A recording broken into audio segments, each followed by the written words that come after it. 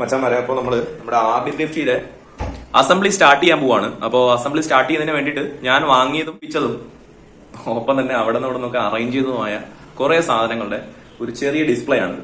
അപ്പൊ അടുത്ത വീഡിയോ എന്ന് പറയുന്നത് നമ്മുടെ RD350 അസംബ്ലി ആയിരിക്കും സ്റ്റാർട്ട് ചെയ്യുന്നത്. അപ്പൊ നമുക്ക് ഓരോരോ പാർട്സുകളായിട്ട്, അപ്പം പാർട്സുകൾ എങ്ങനെ ഏതൊക്കെ അറിയാത്തവർക്ക്, പാർട്സിനെ പറ്റിയിട്ട് അറിവ് ഇല്ലാത്തവർക്ക് വേണ്ടിയിട്ടുള്ള ഒരു വീഡിയോ ആണിത്. അപ്പോൾ ഏതൊക്കെ പാർട്സ് എവിടെയൊക്കെ വരുന്നു എന്ന് ഞാനിപ്പോ ഇങ്ങനെ ഓരോരോ സംഭവങ്ങൾ പറഞ്ഞു പോവുകയാണ്. അപ്പോൾ വീഡിയോയിലേക്ക് പോവാം. അപ്പൊ ആദ്യം വരുന്നത് നമ്മുടെ ഹാൻഡിലാണ്.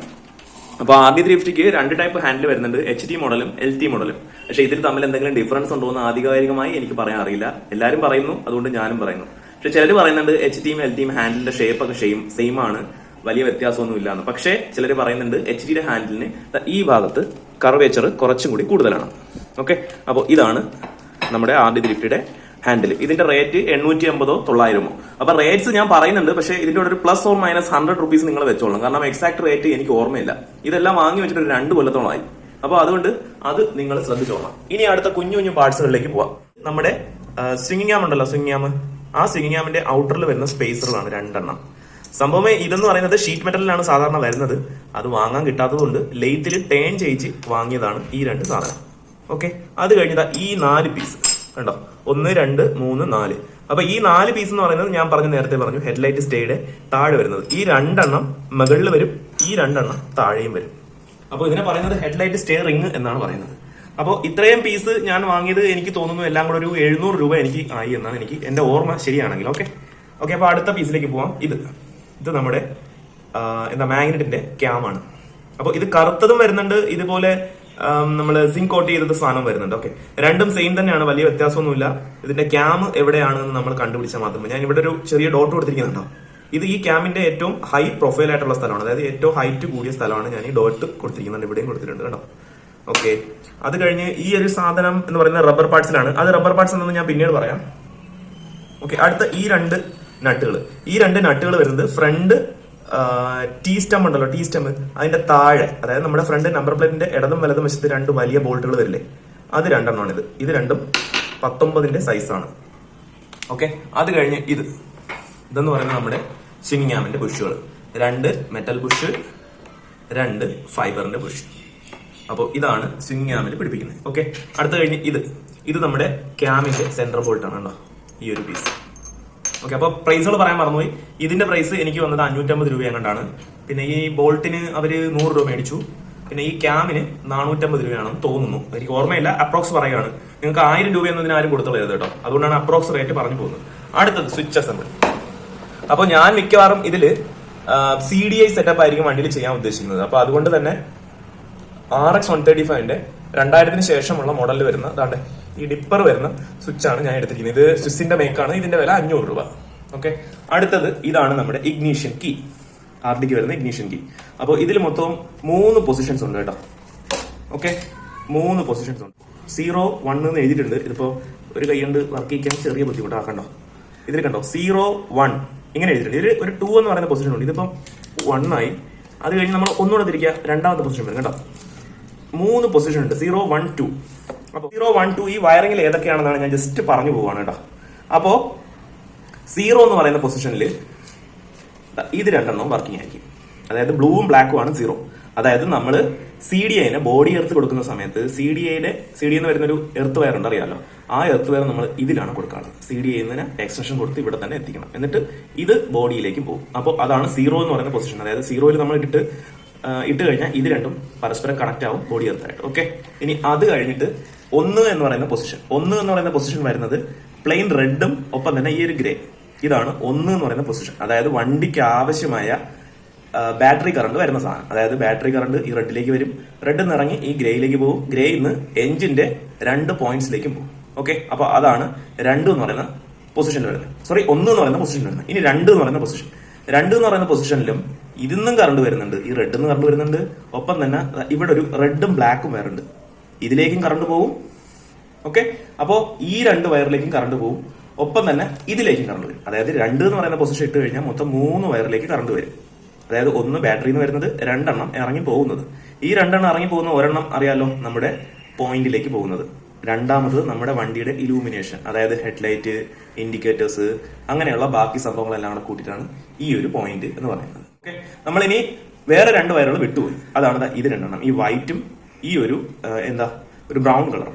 ഈ 2 എന്ന് പറയുന്നതും നമ്മുടെ രണ്ടാമത്തെ പൊസിഷനിൽ നിന്ന് പോകുന്ന വയറുകളാണ്. അപ്പോൾ ഇത് 2 വേണമെങ്കിൽ നമുക്ക് ഹെഡ്ലൈറ്റേക്ക് വേണമെങ്കിലും കൊടുക്കാം, ഇൻഡിക്കേറ്റേഴ്സിൽ വേണമെങ്കിലും കൊടുക്കാം. അതായത് മൊത്തം 3 വയർ കണക്ഷൻസ് നമുക്ക് വരുന്നുണ്ട്. ഇഗ്നിഷൻ സ്വിച്ചിനെ പറ്റിയിട്ട് എനിക്ക് പറയാനുള്ളത്. ഓക്കെ, അടുത്ത നമ്മുടെ കേബിൾസിലേക്ക് പോവാം. കേബിൾസ് കണ്ടില്ലേ, എല്ലാ കേബിൾസും ഇവിടെ ഉണ്ട്. ഇത് ഒരെണ്ണം സ്പീഡോമീറ്ററിൻ്റെതാണ്. ആദ്യത്തേത് സ്പീഡോമീറ്റർ, രണ്ടാമത് വരുന്നത് നമ്മുടെ RPM കേബിളാണ്, മൂന്നാമത് വരുന്നത് ഫ്രണ്ട് ബ്രേക്ക് കേബിള്, നാലാമത്തത് ക്ലച്ച് കേബിള്, പിന്നെ ഒരെണ്ണമുള്ളത് ആക്സിലേറ്റർ കേബിള്.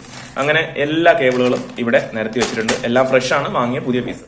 നമ്മുടെ മഡ്ഗാർഡ്. ഇതിൽ പെയിന്റ് ഒക്കെ പറ്റിയിരിക്കുന്നുണ്ടോ? ഇത് സംഭവം ഞാൻ കണ്ടോ, പ്ലേറ്റിംഗ് കഴിഞ്ഞിട്ട് ഫുൾ പെയിന്റ് അടിച്ചു വെച്ചിരിക്കുകയാണ്. കണ്ടോ, ഇതിന്റെ മഡ്ഗാർഡ് ഇങ്ങനെയാണ് കേട്ടായിരുന്നു. ഒരു സെപ്പറേറ്റ് 2 ചെറിയ ചതുരം പീസ് വെച്ചിട്ട് വെൽഡ് ചെയ്തിട്ടൊക്കെയാണ്. ഇത് ഒറിജിനൽ മഡ്ഗാർഡാണ്, വണ്ടിയുടെ കൂടെയുള്ള മഡ്ഗാർഡാണ്, ആഫ്റ്റർ മാർക്കറ്റ് ഒന്നുമല്ല. അതുകൊണ്ട് തന്നെയാണ് മൊത്തം തുരുമ്പൊക്കെ ഉള്ളത്.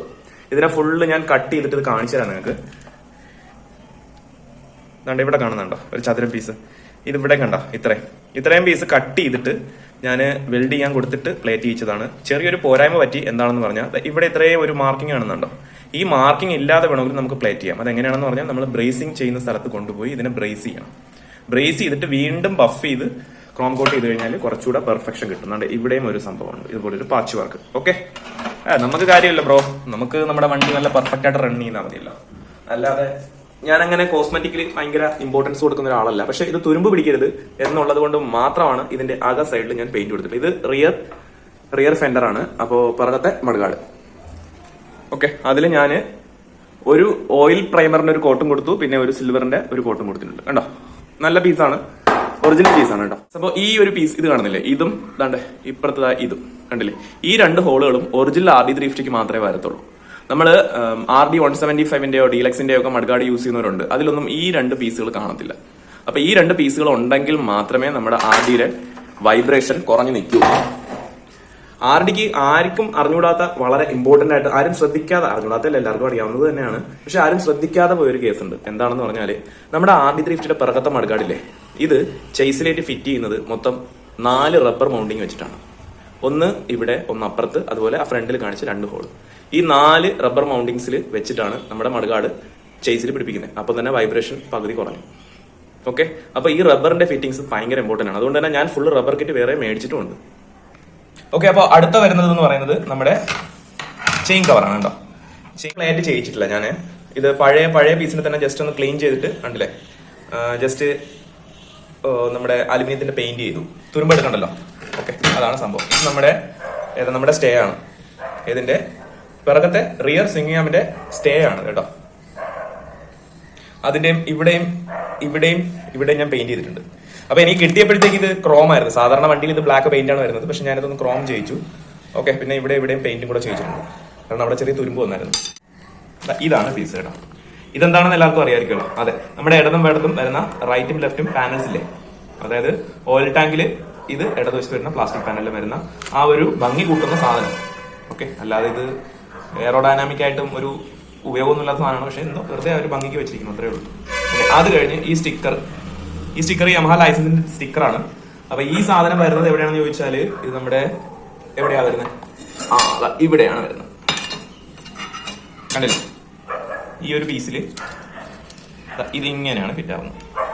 ഓക്കെ, അപ്പൊ അതും കഴിഞ്ഞു. ഇനി നമുക്ക് അടുത്ത പാർട്ടിലേക്ക് പോവാം. ഇനി അടുത്ത റബ്ബർ പീസുകൾ കണ്ടോ, ഒരുപാട് റബ്ബർ പീസുകളുണ്ട്. അപ്പൊ നമുക്ക് ഓരോ, ഇത് ഇത് റിയർ മഡ് ഫ്ലാപ്പ്, ഇത് ഫ്രണ്ട് മഡ് ഫ്ലാപ്പ് ആണ്. ഓക്കെ, അത് കഴിഞ്ഞ് ഇത് കിക്കറിന്റെ ബൂട്ട്, ഇത് ഗിയർ പെഡലിന്റെ ബൂട്ട്. അത് കഴിഞ്ഞ ഇതുപോലെ കുഞ്ഞു സാധനങ്ങളുണ്ട്. ഇതെന്താണെന്ന് പറഞ്ഞാൽ, ഇത് ഞാൻ പറഞ്ഞു റിയർ മഡ്ഗാർഡ് പിടിപ്പിക്കുന്ന 4 ബുഷാണ്. അതിൽ വരുന്ന ഒരു ബുഷാണ് ഈ കാണുന്ന ഈ റബ്ബർ. ഓക്കെ, ഗ്രോമറ്റ് എന്ന് പറയും ചിലര്, ഗ്രോമറ്റ് എന്ന് ചിലരല്ല, എല്ലാവരും അങ്ങനെയാണ് പറയുന്നത് അല്ലേ. ഇതാണ് ആ റബ്ബർ. അത് കഴിഞ്ഞ് ഈ കാണുന്ന നമ്മുടെ ഫ്രണ്ട് ഷോക്കറിന്റെ മുകളിൽ വരുന്ന 2 റബ്ബർ പീസ്. ഓക്കെ, അത് കഴിഞ്ഞ് ഇത് എന്ന് പറയുന്നത് നമ്മുടെ ഓയിൽ ക്യാപ്പാണ്. അത് കഴിഞ്ഞത് ഇത് കിക്കറിന്റെ മില്ലിങ്. അത് കഴിഞ്ഞ് ഈ ഒരു സാധനം, ഇത് അടിപൊളിയായിട്ടാ, ഇത് ഞാൻ ഒന്ന് പറഞ്ഞുതരാം. ഇതെന്ന് പറയുന്നത് മേക്ക് ഐറ്റം ആണ്. എനിക്കിത് ബാംഗ്ലൂരിൽ നിന്നാണ് വാങ്ങാൻ കിട്ടിയത്. ഈ സാധനത്തിന്റെ വില എന്ന് പറയുന്നത് 500 രൂപ അങ്ങോട്ടേ ഉള്ളൂ കേട്ടോ. അപ്പോൾ ഈ സാധനം എന്ന് പറയുന്നത് നമ്മുടെ നോർമലി RD350ക്ക് ഈ വരുന്ന ഈ അലുമിനിയം പീസിന് വരുന്നത് നൈലോണിന്റെ ഒരു പീസും ഇത് മെറ്റലിന്റെ പീസുമാണ്. അതിന് പകരമായിട്ട് ഇപ്പം മേക്ക് ചെയ്യുന്ന ഒരു പീസാണിത്. ഇത് എങ്ങനെയുണ്ട് വർക്കിംഗ് കാര്യങ്ങളൊക്കെ എന്നൊക്കെ ഞാൻ വണ്ടിയിൽ ഫിറ്റ് ചെയ്തിട്ട് ഇതിന്റെ ഒരു റിവ്യൂ പറയാം. പക്ഷെ ഇപ്പോഴേ ഞാൻ ഒന്നും പറയുന്നില്ല. ഓക്കെ, പിന്നെ ഇത് അതിന്റെ ക്ലച്ചിന്റെ ആ ഒരു സ്പ്രിങ്ങും. അപ്പോൾ ഇതാണ് ക്ലച്ച് വേം കിറ്റ്. ഓക്കെ, അത് കഴിഞ്ഞിട്ട് ഞാൻ വാങ്ങിയിരിക്കുന്നത് RDയുടെ രാജ്ദൂത് നിന്ന് എഴുതി പ്രിക്കോളിന്റെ അല്ല, ലോക്കൽ സാധനമാണ്. ഇതെനിക്ക് ഒരു പീസ് 1000 രൂപ വെച്ച് കിട്ടി. ഓക്കെ, ഇത് നമ്മുടെ RPM മീറ്റർ. ഇനി രണ്ടാമത്തത് നമ്മുടെ സ്പീഡോമീറ്റർ. ഓക്കെ, ഇത് രണ്ടെണ്ണം എനിക്ക് കിട്ടിയത് 2000 രൂപയ്ക്കാണ്. അത് കഴിഞ്ഞ് ഈ ഒരു ക്യാപ്പ് വണ്ടിയിൽ ഉണ്ടായിരുന്നതാണ്, ആൾറെഡി ഉണ്ടായിരുന്നതാണ്. ഞാൻ ജസ്റ്റ് ബഫ് ചെയ്യാൻ വേണ്ടി ഇവിടെ വെച്ചിരിക്കുന്നു. ഇനി ബഫ് ചെയ്യണം. അത് കഴിഞ്ഞ് ഇതൊന്ന് 3 എണ്ണം കൊണ്ട് കേട്ടോ. ഇതെന്ന് പറയുന്നത് നമ്മുടെ എക്സോസ്റ്റിന്റെ സ്റ്റഡാണ്. നമ്മുടെ എക്സോസ്റ്റ് വരില്ലേ, എക്സോസ്റ്റ് പൈപ്പ് പിടിപ്പിക്കുമ്പോൾ വരുന്ന സ്റ്റഡുകൾ 3 എണ്ണം. ഒരെണ്ണം കൂടെ വേണം, ഒരെണ്ണം കൂടെ വാങ്ങണം. RX 100ന്റെ 130ന്റെ ഡയറക്റ്റ് ഫിറ്റ് ആണ്, വേറെ അങ്ങ് ഓടണ്ട. ഓക്കെ, അത് കഴിഞ്ഞു. ഓക്കെ, ഇനി റബ്ബറിലേക്ക് തന്നെ തിരിച്ചു വരാം. ഇത് രണ്ടും കാർബറേറ്ററിന്റെ ബൂട്ടുകളാണ്. ഓക്കെ, അത് കഴിഞ്ഞ ഇത് 4 എണ്ണം കണ്ടോ, ഈ 4 എണ്ണം കണ്ടില്ലേ. ഈ 4 എണ്ണം വരുന്നത് ഫ്രണ്ട് ഹാൻഡിൽ ഫിറ്റ് ചെയ്യുന്ന വൈയുടെ താഴെ വരുന്ന സാധനമാണ്. ഫ്രണ്ട് ഹാൻഡിൽ നമുക്ക് RX 100 135 പോലെ അല്ല RDക്ക് വരുന്നത് പഴയ CD100 സ്പ്ലെൻഡർ അല്ലെങ്കിൽ ഷോഗൺ സമുറായി ഒക്കെ പോയി വരത്തില്ലേ, ആ മോഡൽ പോലെയാണ് വരുന്നത്. അപ്പൊ ഇവിടെ മൊത്തം 4 റബ്ബറിലാണ് നമ്മുടെ ഹാൻഡിൽ പിടിപ്പിക്കുന്നത്. ഈ 4 റബ്ബർ ഉള്ളത് കൊണ്ട് തന്നെ ഈ വണ്ടിയുടെ വൈബ്രേഷൻ കുറെയൊക്കെ ഈ റബ്ബർ അങ്ങ് പിടിച്ചെടുത്തോളും. ഓക്കെ, അതുകൊണ്ട് നമുക്കും നമ്മുടെ RX 100ലും 135ലും നമുക്കൊന്ന് പരീക്ഷിച്ച് നോക്കാൻ പറ്റിയ നല്ലൊരു ഓപ്ഷനാണ് ഈ റബ്ബർ. വല്ല മോഡിഫിക്കേഷൻ ചെയ്യാണ്ടെങ്കിൽ ഇത് വെച്ചിട്ട് നമ്മുടെ വൈബൂട്ടല്ല വൈ ഷേപ്പിലുള്ള ആ സാധനം വെച്ചിട്ട് നമുക്ക് ചെയ്യാം. ആ വൈ ഷേപ്പ് ഞാൻ ഇപ്പൊ കാണിച്ചു തരാം കേട്ടോ. ഇതാണ് നമ്മുടെ സാധനം കണ്ടോ. ഇതിൽ പിടിപ്പിക്കുന്ന എങ്ങനെയാണെന്ന് പറഞ്ഞാൽ ഇത് ഇങ്ങനെ വരും, അതിനുശേഷം ഇത് ഒരെണ്ണം ഇങ്ങനെ വരും. ഇപ്പൊ ടൈറ്റ് ആണ്, കയറാൻ പാടുണ്ട്. ഒരെണ്ണം ഇങ്ങനെയും വരും, ഒരെണ്ണം ഇങ്ങനെയും വരും കേട്ടോ. ഇങ്ങനെയാണ് നമ്മുടെ ഇതിന്റെ ഫിറ്റ്മെന്റ് വരുന്നത്. ഓക്കെ ഓക്കെ, ഇരിക്കട്ടെ. ശരി, അപ്പൊ അടുത്ത പീസിലേക്ക് നമുക്ക് പോവാം. ഇത് നമ്മുടെ സ്പീഡോമീറ്ററിന്റെയും RPMന്റെയും റബ്ബറുകളാണ്. അത് കഴിഞ്ഞ് ഇത് 2 എണ്ണം കേട്ടോ. ഇതറിയാലോ, ഫ്രണ്ട് ഷോക്കറിന്റെ നമ്മുടെ ടോപ്പിൽ വരുന്ന 2 റബ്ബർ പീസുകൾ. പിന്നെ ഇതെന്ന് പറയുന്നത് നമ്മുടെ ക്ലച്ച് സിസ്റ്റത്തിൽ വരുന്നത് എല്ലാവർക്കും അറിയാമായിരിക്കുമല്ലോ. ക്ലച്ചിന്റെ ഓറിംഗ് എന്നാണ് ഞാൻ പറയുന്നത് കേട്ടോ. ഓക്കെ, ഈ ക്ലച്ചിന്റെ ഓറിംഗ് നമ്മൾ സാധാരണ സ്റ്റീൽ പ്ലേറ്റിലല്ല ഇടുന്നത്, നമ്മൾ ഫ്രിക്ഷൻ പ്ലേറ്റിൽ ഇടുമ്പോഴത്തേക്ക് അതിനകത്ത് ഇടാൻ വേണ്ടിയിട്ട് വാങ്ങിയതാണ്. ഓക്കെ, അത് കഴിഞ്ഞ് ഇത് നമ്മുടെ ഫ്രണ്ട് ഹെഡ്ലൈറ്റ് ഉണ്ടല്ലോ, അതിന്റെ ഇടതുവശത്തും വലതുവശത്തും വരുന്ന നൈലോൺ ബുഷ് വിത്ത് റബ്ബർ. ഓക്കെ, അത് കഴിഞ്ഞ് ഇതറിയാലോ, ഇത് റിയർ ഡാമ്പറുകളാണ്. മൊത്തം 4 എണ്ണം ഉണ്ട്. റിയർ വീലിന്റെ ഡാമ്പർ. പിന്നെ ഇത് ഫുഡ് റെസ്റ്റ്. പിന്നെ ഇതാണ് നമ്മുടെ ഹൈലൈറ്റഡ് ആയിട്ടുള്ള ഐറ്റം കേട്ടോ. ഇത് മിക്ക RD350 കാണത്തില്ല. നമ്മൾ 13ന്റെ വലിയ ബോൾട്ട് വാങ്ങിച്ചിട്ട് അടിഞ്ഞ് മറ്റേ ചവിട്ടി അറിഞ്ഞങ്ങ് ടൈറ്റ് ചെയ്യും. അപ്പൊ തന്നെ വണ്ടിക്ക് വൈബ്രേഷനും കാണും. ഓക്കെ, നമ്മുടെ RD350 നമ്മുടെ സൈലൻസറുകളൊക്കെ ഈ റബ്ബർ വെച്ചാണ് പിടിപ്പിച്ചിരിക്കുന്നത്. അതുകൊണ്ട് തന്നെ RD350 വൈബ്രേഷൻ ഇല്ലാത്തതിന്റെ രണ്ടാമത്തെ ഒരു കാരണം കൂടിയാണ് ഇത്. ഞാൻ നേരത്തെ പറഞ്ഞായിരുന്നല്ലോ, ആരും ശ്രദ്ധിക്കാതെ പോകുന്ന ഒരു കാര്യം. നമ്മുടെ RD350 ടാങ്ക്, പറക്കത്ത മടുക്കാട്, സൈലൻസർ, പിന്നെ ബാറ്ററിയുടെ ക്യാപ്പ്, ബാറ്ററിയുടെ ഹോൾഡർ, എയർ ഫിൽട്ടർ ബോക്സ്, ഇതെല്ലാം റബ്ബർ വെച്ചിട്ടാണ് ഫിറ്റ് ചെയ്തിരിക്കുന്നത്. അതുകൊണ്ട് തന്നെയാണ് ആ വണ്ടിക്ക് ഇത്രയും സ്റ്റെബിലിറ്റിയും വൈബ്രേഷൻ ഇല്ലാത്തതും. അതാണ് എനിക്ക് തോന്നിയിട്ടുള്ളൊരു കാര്യം. ഓക്കെ, അപ്പോൾ ഇതാണ് നമ്മുടെ എന്താ വരുന്നത്. ഇതിൽ ഈ നീളമുള്ള 2 എണ്ണം എന്ന് പറയുന്നത് റിയർ മഡ്ഗാർഡ് പിടിപ്പിക്കുന്നതാണ്. ഇത് സ്പെഷ്യലാണ് കേട്ടോ. ഇത് എനിക്കിത് വാങ്ങാൻ കിട്ടിയത് ഒരു പെയർ വന്നിട്ട് 250 രൂപ. ഇതിന്റെ പെയറും ഏകദേശം അത്രയൊക്കെ തന്നെയാണ്, 250 രൂപ എങ്ങനെയാണ് വരുന്നത്. ഓക്കെ, പിന്നെ ഈ റബ്ബറിന്റെ പീസ് എനിക്ക് ഫുള്ള് വാങ്ങിയത് എനിക്ക് 1200 രൂപയായി. ഓക്കെ, റബ്ബറിന്റെ പീസ് ഫുള്ളാണ് ഞാൻ പറയുന്നത്, ഒരു പീസ് മാത്രമായിട്ടല്ല. പിന്നെ ഇത് വരുന്ന നമ്മുടെ സൈലൻസറിന്റെ ബോൾട്ടുകളാണ്.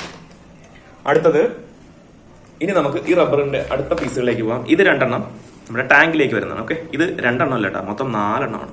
എനിക്കും അറിയത്തില്ലായിരുന്നു. ഇത് ഞാനും RD350 സാധാരണ നമ്മൾ ഷോഗന്റെ ഒക്കെ അല്ലെങ്കിൽ സമുറായിയുടെ ടാങ്കിന്റെ റബ്ബറുകളാണ് ഇടുന്നത്. പക്ഷെ ഇത് വന്നപ്പോഴാണ് ഞാൻ ആദ്യമായിട്ടാണ് ഇത് കാണുന്നത് കേട്ടോ.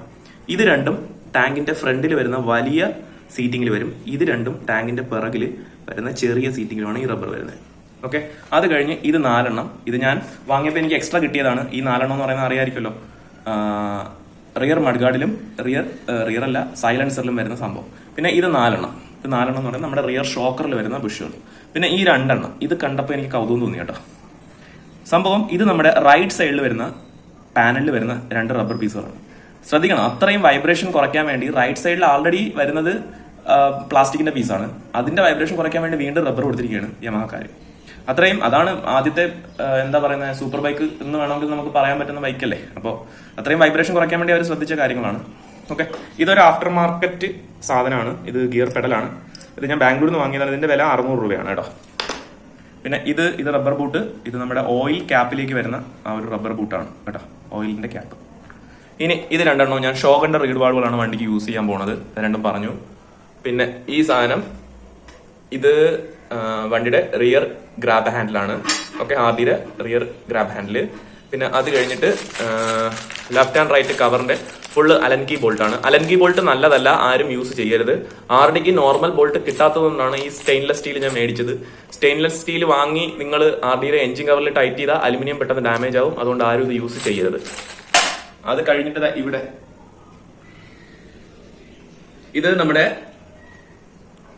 ഇതെന്ന് പറയുന്നത് നമ്മുടെ സെൻട്രൽ സ്റ്റാൻഡിന്റെ സ്പ്രിങ്. അത് കഴിഞ്ഞ് സെൻട്രൽ സ്റ്റാൻഡിന്റെ സ്പ്രിങ്. പിന്നെ ആർഡിക്ക് വരുന്ന മറ്റൊരു ആൾട്ടർനേഷൻ പാർട്ടാണ് ഇത് കേട്ടോ. ഇത് FZ ഫുഡ് റെസ്റ്റ് ആണ്. ഇത് നമുക്ക് ഡയറക്റ്റ് ആയിട്ട് RD 350 സീറ്റ് ചെയ്യാൻ പറ്റും. ഓക്കെ, അപ്പൊ ഇതാണ് ഞാൻ എന്റെ വണ്ടിക്ക് യൂസ് ചെയ്യാൻ പോണത്. ഇത് ഫ്രണ്ട് കോൺസെറ്റ് ഓവീസ് എന്തോ ഒരു ലോക്കൽ ബ്രാൻഡ്, ഇത് ബാംഗ്ലൂരിൽ നിന്ന് മേടിച്ചാണ്. ഇതിന്റെ വില 350-300 അത്രയൊക്കെ ഉള്ളൂ കേട്ടോ. ഇത് നോക്കാം നമുക്ക്. 300 സൂപ്പർ ഡീലക്സ് എന്നാ എഴുതിയിരിക്കുന്നത് RD. രണ്ടിനും സെയിം തന്നെ ആയിരിക്കും. ഓക്കെ, അത് കഴിഞ്ഞ് ഇവിടേക്ക് പോകുമ്പോൾ ഇത് ടാങ്കിന്റെ ക്യാപ്പ്, അത് ഫ്രണ്ട് ഡൂമ്. ടാങ്കിന്റെ ക്യാപ്പൊക്കെ അറിയാലോ, വിലയൊക്കെ അറിയാലോ. ഈ ഫ്രണ്ട് ഡൂമിന്റെ വില എനിക്ക് ഓർമ്മയില്ല, അതും എനിക്കൊന്ന് 1000 രൂപയ്ക്കകത്തൊക്കെ ഉള്ളൂ. ഓക്കെ, ഇനി നമ്മുടെ ഷാഫ്റ്റുകളാണ്. മൊത്തം ഞാൻ കണ്ടില്ലേ, ഇത് ഫ്രണ്ട് എഞ്ചിൻ മൗണ്ടിങ് ഷാഫ്റ്റ് ആണ്. ഇത് വാങ്ങി കേട്ടോ. ഓക്കെ, ഇതിന്റെ വില എനിക്ക് തോന്നുന്നു 250 രൂപയാണെന്ന് തോന്നുന്നു, ഓർമ്മയില്ല, എക്സാക്ട്ലി അറിയില്ല. പിന്നെ ഇത് റിയർ ആക്സിൽ. ഓക്കെ, അത് ഞാൻ പുതിയത് വാങ്ങിച്ചു. ഇത് ഫ്രണ്ട് ആക്സിൽ വിത്ത് സ്പേസർ. ഈ ഒരു സ്പേസർ ഉണ്ടല്ലോ, ഇത് വാങ്ങാൻ കിട്ടത്തില്ലായിരുന്നു. ഞാൻ ഹൈദരാബാദിലുള്ള ഒരു ചേട്ടനിൽ നിന്നാണ് വാങ്ങിച്ചത്. ഈ ഒരു സ്പേസറിന് മാത്രം പുള്ളിയുടെ എൻ്റെ 600 രൂപ മേടിച്ചു. ഓക്കെ, എന്നിട്ട് ഞാനിത് വീട്ടിൽ കൊണ്ടുവന്ന് സൂക്ഷ്മമായി നോക്കിയപ്പോഴത്തേക്കാണ് ആ സത്യം മനസ്സിലായത്.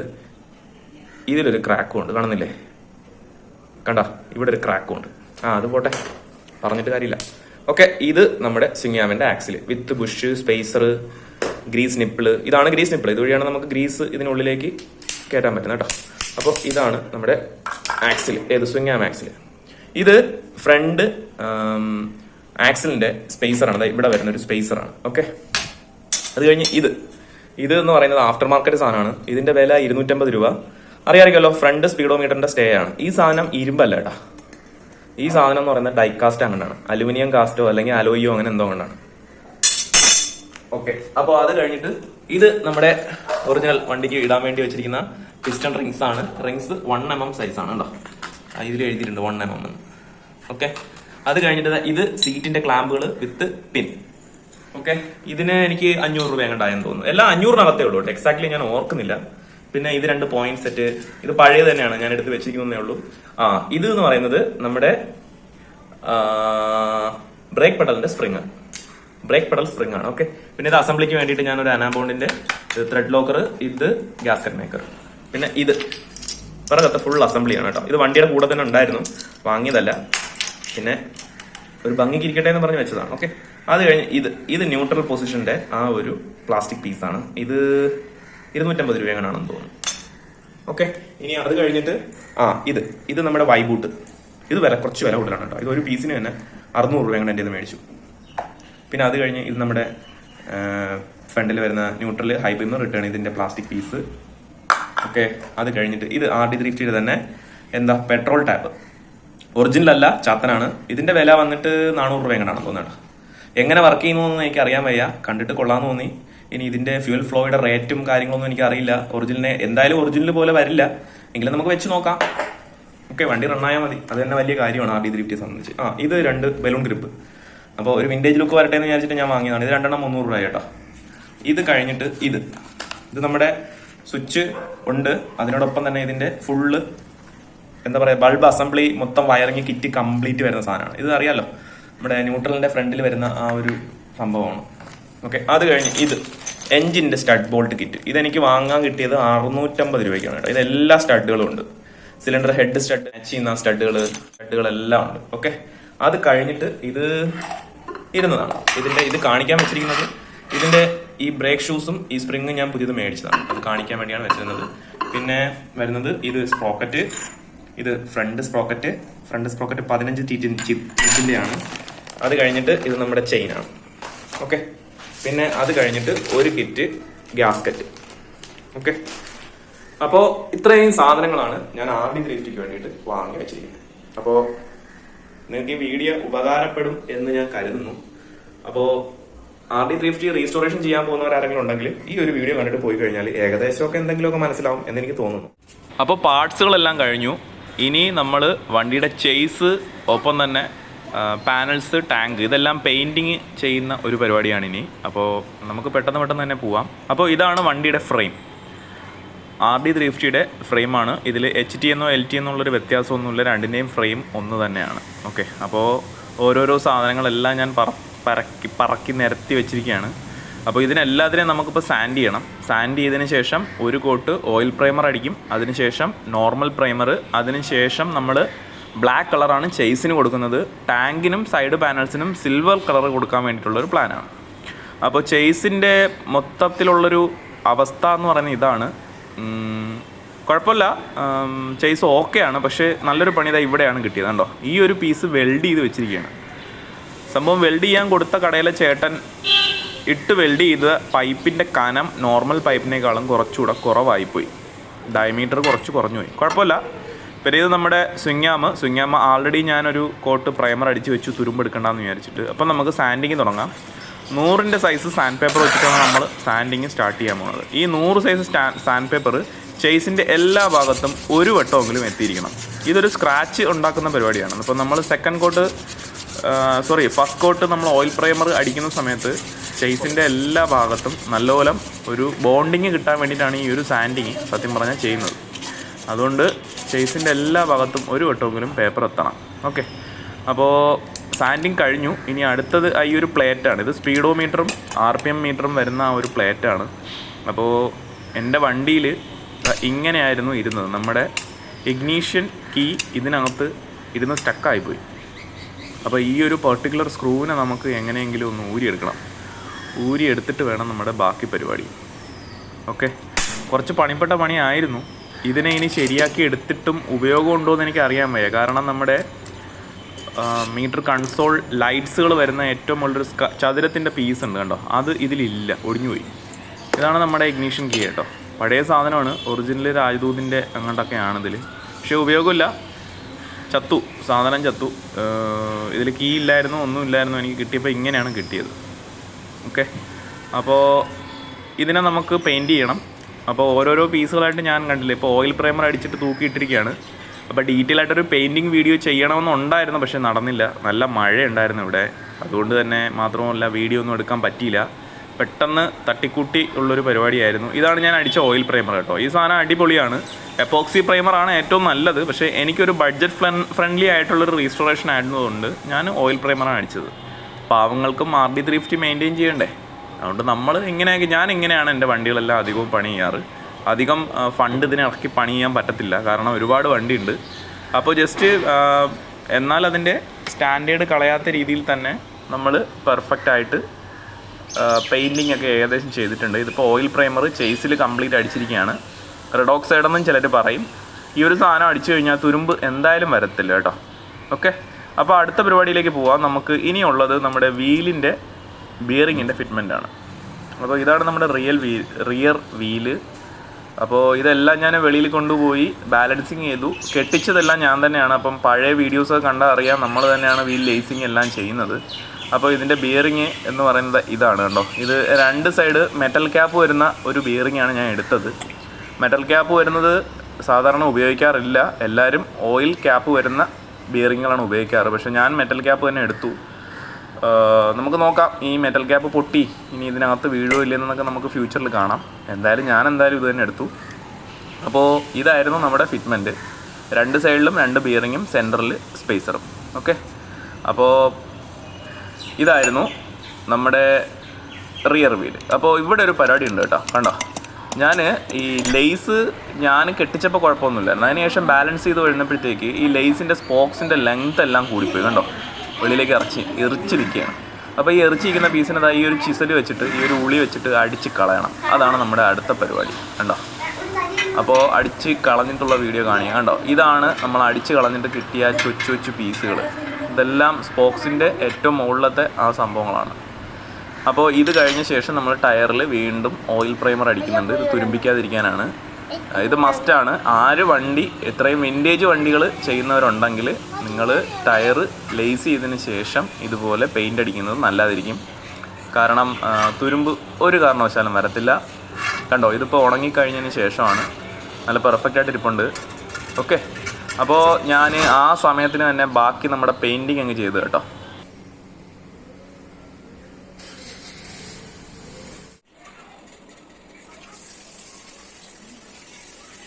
അപ്പോൾ ഞാൻ ആദ്യം ഓയിൽ പ്രൈമർ കൊടുത്തു, അതിനുശേഷം PS ഗ്രേ കൊടുത്തു, അതിനുശേഷം ബ്ലാക്ക് കളറും കൊടുത്തു. ഇത്രയേ ചെയ്തിട്ടുള്ളൂ.